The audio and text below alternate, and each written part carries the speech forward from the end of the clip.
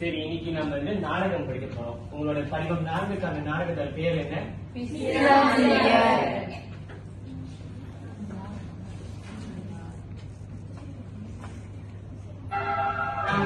ஆசிரியர் வந்து ஒரு காணொலி காட்டுறேன்.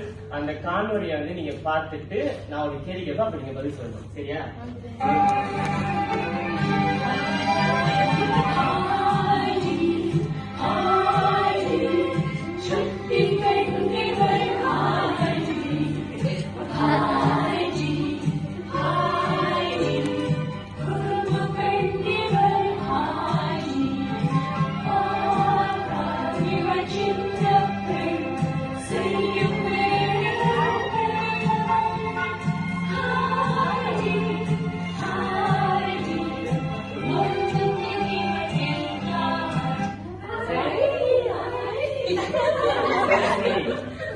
இந்த கார்ட்டூன் வந்து எல்லாரும் பார்த்திருப்பீங்க, ஆமாவா? சரி, இந்த கார்ட்டூனோட பேர் என்ன? இந்த கார்ட்டூன் வந்து எதை மையமா வச்சு எடுத்துக்காங்க? யாரால சொல்ல முடியும்? இல்ல, அந்த கதை வந்து எதை மையமா ஒட்டி இருக்கு? சரி, அப்ப நீங்க யாரும் கார்ட்டூன் வந்து உள்வாங்கி பார்க்கல. அந்த கார்ட்டூன் என்ன சொல்லிருப்பாங்கன்னா, ஒரு கிராமத்து வாழ்க்கையில இருக்க ஒரு பெண்ணை வந்து சிட்டியில போட்டா, அதாவது பட்டணத்துல போட்டா எப்படி வாழ்க்கைய வேறுபாடு பண்ணிருப்பாங்க. ஆமாவா? அதுதான் மையமா வச்சு எடுத்திருப்பாங்க. ஆனா என்னோட கேள்வி என்னன்னா, அது மட்டுமே அது மையமா இருக்கா? வேற என்ன கருத்து எல்லாம் பாத்தீங்க? ஒரு ஃப்ரெண்டோட சரி, தாத்தா பேத்தியார் உறவு பார்த்து நண்பர். யார் அந்த நண்பர்? பீட்டர். பீட்டருக்கும் உள்ள ஒரு நட்பு. சரி, வேற என்ன பார்த்துருக்கீங்க? அப்புறம் ஒரு நாய்க்குட்டி மேல பாஸ். இயற்கையோட ஒட்டி வாழ்வாங்க.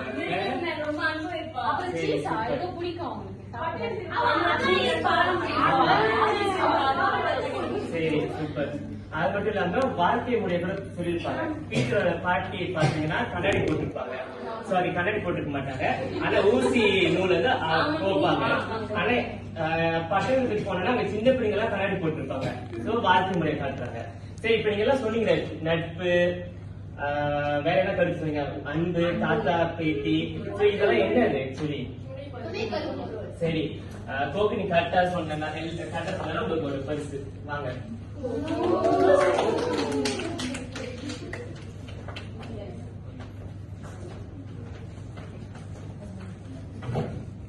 சரி, இன்னைக்கு நம்ம கற்ற தரம் என்னன்னு பாத்தீங்கன்னா, நாடகத்தின் துணை கருப்பொருள்களையும் ஆராய்ந்து விவரிப்பல்.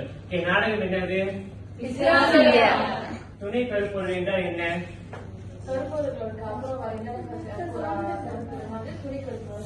ஆமா, நம்மளோட கருப்பொருளுக்கு வந்து வலிமை ஊட்டுற கருத்துக்கள், கூறுகள் எல்லாமே நம்ம துணை கருப்பொருள் சொல்லுவோம். Supporting ideas.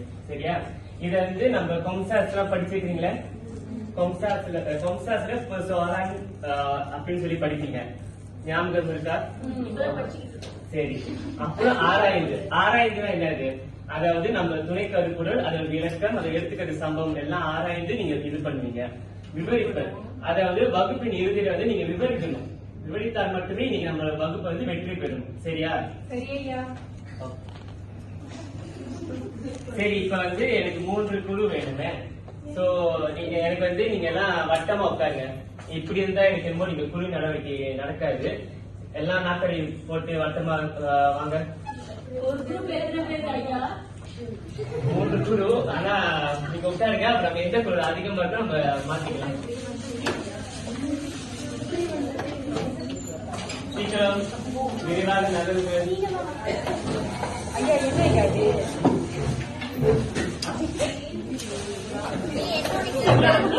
அந்த குழு உட்கார்ந்து 2 பேரும் உட்கார்ந்து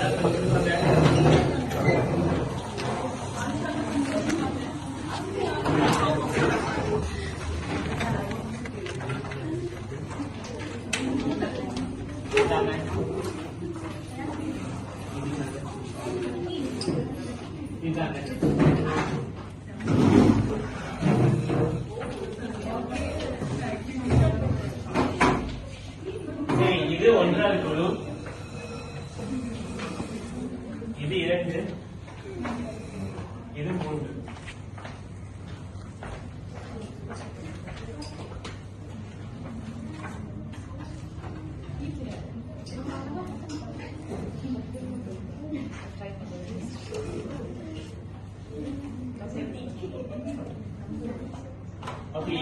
ஓகே இப்ப வந்து நான் வந்து இந்த உருட்டை வந்து உருட்டுவேன்.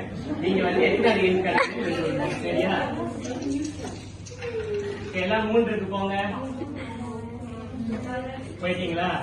சரி, இப்ப முதல் குழு உங்களோட நான் கொடுத்த அந்த அட்டையில இருந்து அந்த சீட் எடுங்க. எடுத்துட்டீங்களா? சரி, சங்கீதா எழுந்து நில்லுங்க. அந்த படத்துல வந்து என்னத்தை பாக்குறீங்க, என்ன புரிந்து கொள்ள முடியுது உங்களால?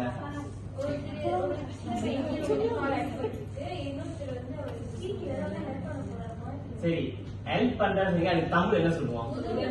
அப்படியே துணை கருப்புல என்னவா இருக்கும்? சரி, இன்னொன்னு கேட்கணும். இப்ப வந்து ஒரு கேள்வி. இப்ப இந்த துணை கருப்புறதும் சமுதாய சிந்தனை படிப்பு நிலை ஒன்னா இல்ல வேறுபாடு இருக்கா? சொல்ல போனா துணை கருப்பொருளும் படிப்பினே ஒண்ணுதான். ஆனா எது மாற்றம் அப்படின்னா அந்த வார்த்தை. இப்ப உதவு மனப்பான்மை அது வந்து துணை கருப்பொருள். இதே உதவு மனப்பான்மை வேண்டும், நட்பை போற்ற வேண்டும், அந்த வேண்டும் என்றால் அது படிப்பினையாகும். சரியா? இப்ப நட்பை போற்றுதல், இந்த தருதல் இருந்தா அது துணை கருப்பொருளா இருக்கும். சரியா? பண்பு நலன்னா செய்பவன் அந்த மாதிரி வரும், மாற்றம் ஏற்படும். சரியா? சரி, இப்ப உதவு மனப்பான்மை பார்க்கலாம். பாண்டிய நாட்டை சார்ந்த பலவர் பிசிராந்தையாரும் சோழ நாட்டு மன்னன் கோப்பெரும் சோழனும் காணாமலே ஆழ்ந்த நட்பு கொள்கின்றனர். இவர்கள் நட்பு உடலால் நெருங்காமல் உள்ளத்தால் நெருங்கியதாக உள்ளது. தன் பிள்ளைகள் ஆட்சியை பிடிக்க செய்த சதிநாச வேலைகளை அறிந்து உள்ளம் வெந்து வழக்கிலிருந்து இறக்க கோப்பெரும் சோழன் முடியலும் சோழன் முடிவெடுத்த பொழுது தாம் அருகில் பிசிராந்தியாருக்கும் ஓரிடம் தயார் செய்யுமாறு வேண்டுகிறான். மன்னிக்கவும்,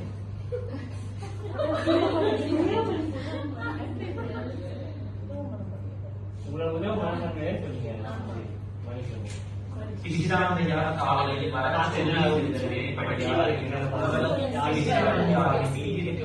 நேரத்தில் வருகிறார். பிசிராந்தையார் தாமதமாக அதற்கு மேற்படியாக தன் காலையில் வர முடியாத வருமானம் இல்லை. அதனால் தனக்கும் மனைவிக்கும் இடையே தகராறு ஏற்பட்டது எனவும் தனது சகோதரரை கூறுகின்றார்கள். இதை கேட்டு பிசிராந்தையார் உடனே தம் மார்பில் இருந்த கதிரை பதக்க தோதலை கழற்சி மேற்படியார் என கொடுத்து மனைவி மக்களின் பசியை போக்குமாறு வேண்டினார். சரி, இப்ப காணொலி கேட்டீங்களே, உதவு மனப்பான்மையோட எடுத்துக்காட்டு சம்பவம் சொல்லியிருந்தாங்க. இப்ப உங்களுக்கு என்ன புரிந்தது? ஒரு ஆள் சொல்லுங்க பாப்போம். மக்கள் பசி பத்தி இருக்கிறப்போ சரி, பிசிராந்தியார் யாருக்கு கொடுத்தாங்க? எந்த புலவர்? மேற்படியார். மேற்படியார் வந்து ஒரு புலவர். சரிங்களா? அப்ப வந்து அவங்க கூப்பிட்டு இருந்தாங்க பிசிராந்தியார் காலையில வீட்டுக்கு வாங்க. எதுக்கு கூப்பிட்டு இருந்தாங்க யாருக்கு தெரியும்? அது கொடுக்க கூப்பிடல. பிசிராந்தியார் மேற்படியார எதுக்கு கூப்பிட்டு இருந்தாரு. ஆனா எதுக்கு கூப்பிட்டு இருந்தாரு யாருக்கு தெரியும்? மேற்படியார் ஒரு புலவர். சரிங்களா? அதனால கவிதை தொடர்பாக அவர் கூப்பிட்டு இருந்தாரு. ஆனா காலையில வர சொன்னவரை மத்தியானம் வராது, மாலையில. அப்ப பிசிராந்தியார் கேட்டாரு, ஏன் வந்து நீங்க இவ்வளவு தாமதமா வரீங்க அப்படின்ட்டு. அதுக்கு அவர் சொன்னாரு, எங்க வீட்டுல வந்து இன்னைக்கு அரிசி உழவு வைக்கல, வறுமை, இதனால எனக்கும் என் மனைவிக்கும் பிரச்சனை அப்படின்ட்டு. உடனே அவர் வந்து என்ன பண்ணாரு, அவர் கழுத்துல இருந்த அந்த விலை உயர்ந்த அந்த மாலையை கழட்டி கொடுத்துட்டாரு. சரி, பிசிராந்தியார் வந்து யாரு தெரிஞ்சவங்க எல்லாத்துக்கும்? ஆமா, அவர் என்னதான் அவர் வந்து செல்வந்தரா இருந்தாலும் கூட இப்ப நீங்களா கொடுத்துருங்க, நகையை கட்டி கொடுத்துருவீங்களா? அதுக்கு ஒரு நல்ல மனசு வேணும்.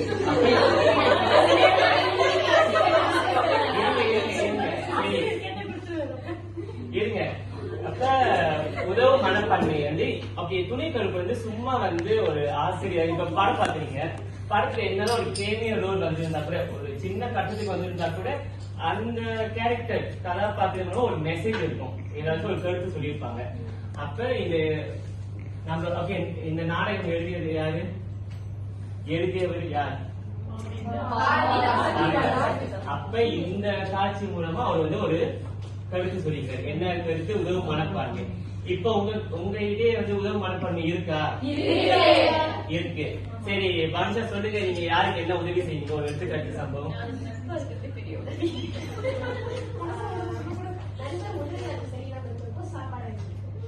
சரி, இது ஒரு உதவிதான். இப்ப வந்து நமக்கு வந்து உதவி மனப்பான்மை குறைஞ்சுக்கிட்டே போறதுன்னு நான் பாக்குறேன். சோ இந்த மூலமா நீங்க எல்லாமே உதவி மனப்பான்மையை கற்றுக்கணும். சரிங்களா? முடியுமா எல்லாரும்? சரி, அடுத்து இரண்டாவது குழு உங்க சீட்டை எடுத்து பாருங்க. என்னது? நீங்க தான். ஓகே, ஏன் வந்து நட்பு போட்டுருக்க சொல்றீங்க? சூப்பர். பாண்டிய நாட்டை சார்ந்த பலவர் பிசிராந்தையார் சோழ நாட்டு மன்னன் கோப்பெருஞ்சோழன் காணாமலே ஆழ்ந்த நட்பு கொள்கின்றனர். இவர்கள் நட்பு உணர்வாக எவ்வாமல் உள்ளதால் எளியதாக உள்ளது. தன் பிள்ளைகள் ஆட்சியை பிடிக்க செய்த சதிநாச வேலைகளை அறிந்து உள்ளம் வெந்து வடக்கிலிருந்து இறக்க கோப்பெரு சோழன் உயிரின் சோழன் முடிவெடுத்த பொழுது தாம் அருகில் பிசிராந்தியாருக்கும் ஓரிடம் தயார் செய்யுமாறு வேண்டுகிறான். பிசிராந்தையார் வழக்கிற்க சம்மதிப்பாரா என சான்றோர் ஒருவர் தான் துயர் கொண்டு வாடி கிடைக்கின்ற இந்த நேரத்தில் தன்னை காண ஆக வருவார் என தங்கள் நட்பின் ஆழத்தை கூறுகிறான். அங்கிருந்து பத்தியார் என்னும் புலவர் பிசிராந்தியாரின் வருகை குறித்து ஐயம் கொள்கிறார். ஏனெனில் அவர்கள் இருவரும் சந்தித்ததோ கேட்டதோ இல்லை என்கிறார். அச்சமயம் யானை வரும் குறிப்பை அறிந்த மன்னன் பிசிராந்தையால் வருகிறார் என கூறுகிறான். அவனது கூற்றும் உண்மையாகிறது. என்னை கண்ட புலவர் பாத்தியார் பெரும் வியப்பில் ஆழ்கிறார். சரி, இப்ப நம்ம துணை கருப்பொருள் என்னது? அவங்க எடுத்துக்காட்டு சம்பவம் என்ன சொல்லியிருந்தாங்க? யாரால சொல்ல முடியும்? நான் ஒரு ஆள் கூப்பிடுவேன். சரி, சொல்லுங்க பாஷா. நம்முடைய பிசிராந்தையார் பாத்தீங்கன்னா பாண்டிய நாட்டு அரசன். ஆனா வந்து அவர் வந்து சோழனுடைய கோப்பெரும் சோழனுடைய நட்பு அவருக்கு பார்த்தது கூட மாட்டாங்க, சந்தித்திருக்க. உங்களுக்குள்ளே இருக்குன்னு ஆன்லைன் ஃப்ரெண்ட்ஸ் பேஸ்புக்ல இன்ஸ்டாகிராம் வச்சிருப்பீங்க, நான் பாத்துக்கவே மாட்டீங்க, ஆனா ஃப்ரெண்ட்ஸா இருப்பீங்க. அந்த நட்பு மாதிரி இந்த நட்பு இல்ல. சோழ அரசர் வந்து அவருடைய முதல்வர்கள் வந்து சதிநாச வேலை செய்யறாங்கன்னு தெரிஞ்சுக்கிட்டு உயிர் விடணும் அப்படின்னு போவாரு. அப்ப அந்த நேரத்தில் சொல்வாரு, நான் இறந்ததுக்கு அப்புறம் எனக்கு ஒரு பக்கத்துலயே ஒரு இடம் வேணா பிசிராந்தையார் கண்டிப்பா வருவாரு, அவருடைய இதா இருக்கணும் அப்படின்ட்டு. ஆனா அவங்க இருக்கிறவங்க யாரும் நம்ப மாட்டாங்க. அப்புறம் புத்தியார் அப்படின்ற ஒரு புலவர் இருப்பாரு, அவரும் நம்ப மாட்டாரு. அப்புறம் யானை வர சம்பவம் தெரியுது, நிச்சயமா வந்து பிசிராந்தையார் தான் வராது பார்ப்பாங்க. நிச்சயமா பிசிராந்தையார் தான் வந்திருப்பாரு. சோ அந்த நட்பு வந்து அவ்வளவு ஆழமா சந்திக்கிறது. பிசிராந்தையார் கண்ட கோப்பெரும் சோழன் அந்த நொடியே உயிர் இருந்து போயிடுவார். சரிங்களா? அதுதான் வந்து உண்மையான நட்பு, நட்பை போட்டுது. சரி, அந்த காணொலியில அவங்க சொல்லியிருப்பாங்க வடக்கிருந்து இறந்து போனார் அப்படின்னு. அப்படின்னா என்ன, யாருக்கு தெரியும்? வடக்கிருந்து இறந்து போனார். சரி, அது இல்ல. அது என்னன்னா, இப்ப நீங்க திரைப்படங்களை பார்த்திருப்பீங்க, இல்ல சில நாவல்ல பார்த்திருப்பீங்க. காதல் காதலி இருவரும் காதலிச்சுப்பாங்க, ரெண்டு பேரும் சேர்ந்திருக்க மாட்டாங்க. இவங்க வேற கல்யாணம், அவங்க வேற கல்யாணம். ஆனா ஒரு நாள் இருவரும் சந்திக்கும் போது அந்த நீண்ட நாள் பழக்கத்துல, நீண்ட நாள் அன்புல அந்த நொடி உயிர் இருந்துருவாங்க. பாத்துக்கிறீங்களா? அந்த அதிக அன்பு, அதிக காதல்னால. சோ அதுதான் வடக்கிருந்து. ஏன் வந்து கோப்பெரும் சோழன் வந்து வடக்கிருந்து இருந்து போனான்னா, சொந்த பிள்ளைங்களே வந்து என்ன பண்ணுவாங்க? சதிநாசம் வேலை பண்ணுவாங்க. அதனால பொருட்டு கொள்ளாம அவர் போய் சொல்லுவாரு, எனக்கு வந்து இந்த இதே வேணாம், அரசவே வேணாம், நான் போய் இந்த இடத்துலயே நான் வடக்கிருந்து இறக்க போகிறேன், எனக்கு பக்கத்திலே வந்து பிசிராந்தையாருக்கு இடம் கொடுங்க அப்படின்னு சொல்லியிருப்பாரு. அதுதான் வடக்கிலிருந்து இருந்து போனார். புரிந்ததா? புரிந்ததா? சரி சரி, மூன்றாவது குழு உங்களுக்கு என்ன கிடைத்தது சொல்லுங்க. எனக்கு தராசு கிடைச்சிருக்கு. தராசுல என்ன? தராசுல என்ன சொல்ல வராங்க? சமத்துவம். சமத்துவம் வேற யாரு சொன்னீங்க? நீதி. ஓகே, நீதியை நிலைநாட்டுதல். ஓகே, உட்காருங்க. ரொம்ப நன்றி. ஓகே, சரி, நட்பை போட்டுதல் நம்ம சொல்லிங்க. நீங்க எப்படி உங்க நட்பை மதிக்கிறீங்க, போட்டுறீங்க? சொல்லுங்க சங்கீதா, சொல்லுங்க. ஒரு முறை என் ஃப்ரெண்டுக்கு உடம்பு சரிச்சு, அதை வீல் சேர்ல நான் ஹாஸ்பிட்டல் அவ்வளவு போயிட்டு சக்தி தான். சரி, பாத்துக்கிறீங்க. சக்தி, நீங்க பதிலுக்கு சங்கீதா அப்படி பாத்துக்கிறீங்க.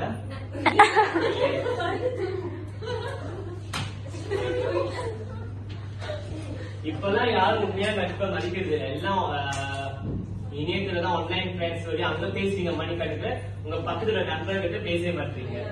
சரி, அந்த வகையில சங்கீதா வந்து பாராட்டு. ஏன்னா அவங்க தோழிகள் தான் உங்க உடல்நலம் இருக்கும்போது பாத்துக்கிறாங்க.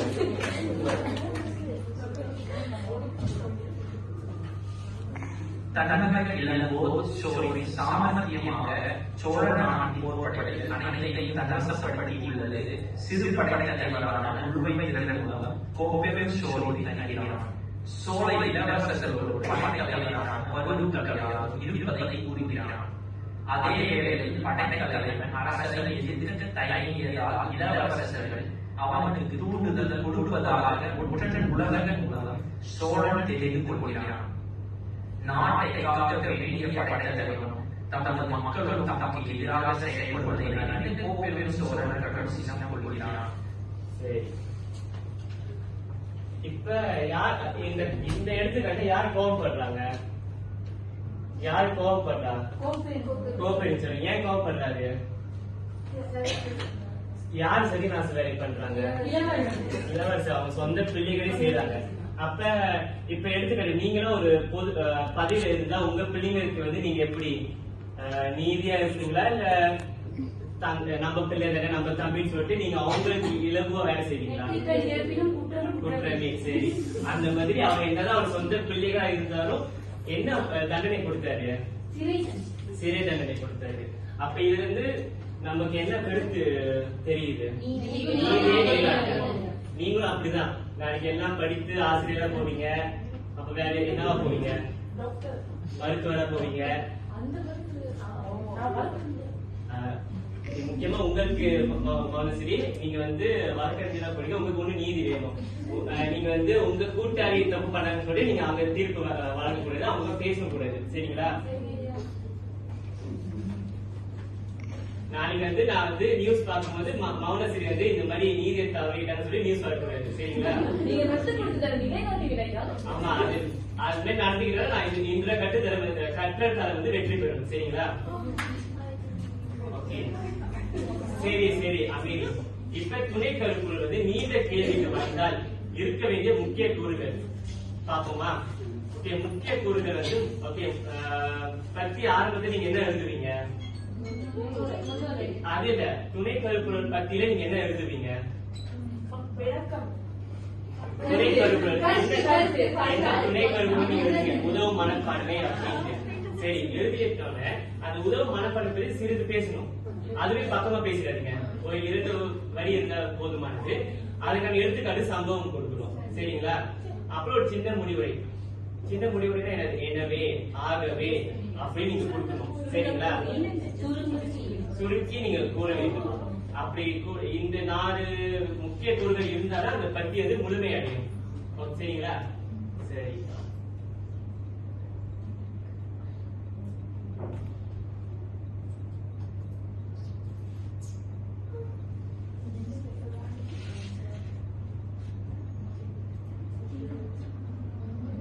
சரி. இப்ப வந்து விளையாட்டுக்கு போறதுக்கு கேள்விகள் ஏதேனும் இருக்கா?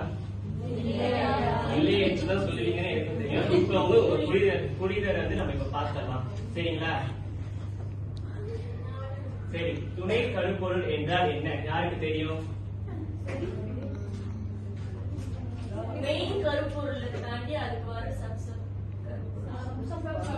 இந்த மாதிரி முழுமை அடையாம சொன்னா எப்படி?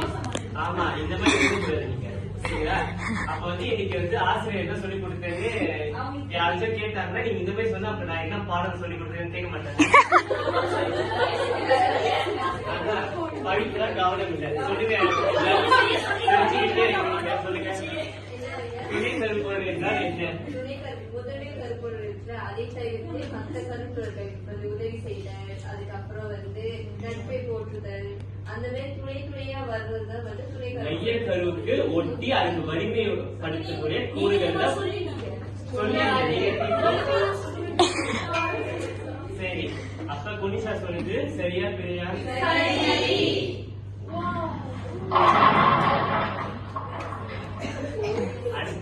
நட்பை போற்றுதல் துணை கருப்பொருளுக்கு தக்க எடுத்துக்காட்டை தருக. சொன்னீங்க யார் வரீங்க? உங்களுக்கு பரிசு இருக்கு. யார் வரீங்க? என்ன ஆனா முழுமையா சொல்றோம், இந்த குட்டி குட்டியா சொல்லக்கூடாது. சரி வாங்க மனுஷா. மானிஷா நீதான் வகுப்புல கவனம் செலுத்துறாங்க. நானே விளக்கிடுவேன். அதாவது பாண்டிய நாட்டை சேர்ந்த விசிராந்தையர் வந்துட்டு சோழனோட நட்பை வச்சிருப்பாங்க. அதை சந்தித்து இருக்கவே மாட்டாங்க. சோ இறக்கும் பொழுது கூட இருவரும் சேர்ந்துதான் இறக்க வேண்டும் அப்படின்னு அவர் வரமாட்டாருன்ட்டு நிறைய பேர் நம்புவாங்க. விசிராந்தையர் சோழனை பார்ப்பதற்கு அந்த இருக்கு. ஆனா வராங்க, இருவரும் இறுதியிலே இறந்து போயிடுறாங்க. அவங்க நட்பு வந்து நிறைய பேர் கேள்வி கேட்டாங்க, அவர் வரமாட்டாரு ஏன்னா இதுக்கு போய் பார்த்துட்டே மாட்டாங்க அப்படின்ட்டு. ஆனாலும் இறுதியா வந்தாரா இல்லையா? நன்றி மகிஷா. இன்னொன்னு, இஸ்லாமியோட பேரன் பேர் யாருக்கு தெரியும்? பேரன் முருகு. அப்ப அவரோட நட்பு ஆழத்தை பாருங்களேன். எப்படின்னா இஸ்லாமியோட பேரன் வந்து அவரோட இயற்பேரு முருகு. ஆனா கோப்பெருன்னு சொல்ற பற்றுனால அவங்க பேரனே அந்த பேருக்கு தான் கூப்பிடுவாங்களா? முருகன் கூப்பிட மாட்டாரு, கோப்பெரு சேவலன்னு சொல்லி கூப்பிடுவாங்க. அப்ப பாருங்க நட்பின். சரி, அடுத்து உதவும் மனப்பான்மை துணை கருப்பொருளுக்கு தக்க எடுத்துக்காட்டை தருங்க. யார் வரீங்க? சரி வாங்க.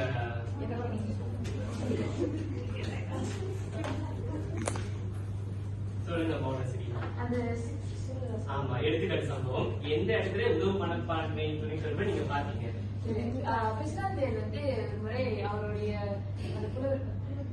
மேற்படியார் வந்து மேற்படியார் வந்து காலைல கூப்பிட்டுருப்பாரு. அப்போ அவர் வந்து காலைல ஒரு மணிக்கு மத்தியானம் வருவாரு. அப்போ ஒரு கேள்வி பிஸ்ராந்து ஏன் நீ வந்து தாமதமா வந்தேன்னு ஏன்னு சொல்லும் போது அவர் சொல்லுவாரு, இந்த மாதிரி வந்து எனக்கு வறுமை, அதனால எனக்கும் மனைவிக்கும் பிரச்சனை மாதிரி லேட் ஆயிடுச்சு அப்படின்னு. அப்போ பிஸ்ராந்தியார் வந்து அவருடைய அந்த விலை மதிப்பான அந்த ஆபரணத்தையும் வந்து அந்த பதக்கத்தையும் வந்து அவர் கல்வி கொடுப்பாரு.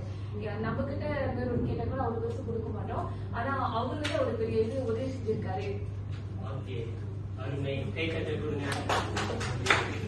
இப்ப நமக்குள்ள வந்து உதவு மனப்பான்மை குறைந்துகிட்டே போகுது. முன்னாடி நம்ம பாட்டி தாத்தா காலத்துல பாத்தீங்கன்னா நம்ம பாட்டி தாத்தா என்ன பண்ணுவாங்க, அவங்க உடன் பிறந்தவங்களுக்கு உதவி பண்ணுவாங்க. ஆனா அப்படியே நாளடியில உங்க உடன் பிறந்தவங்க கூட நீங்க உதவி செய்வீங்களான்னு கேட்டாலே ஒரு கேள்விக்குரியதான் இருக்கு.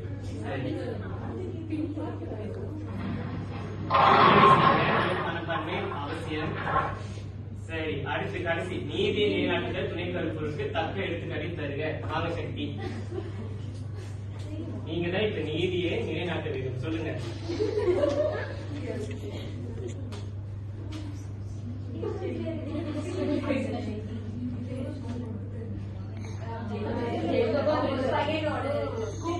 வந்து அவர் சொந்த மகன், அதாவது இளவரசனே வந்து தப்பு செஞ்சாலும் சிறை தண்டனை தான் கொடுப்பாரு.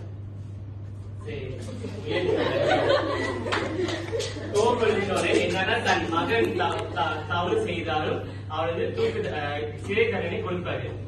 அதாவது பையன் சொல்லிட்டு அவர் வந்து நீதிய மாற்றம் செய்யல, நீதிய நிலைநாட்டியிருக்காரு. சரிங்களா?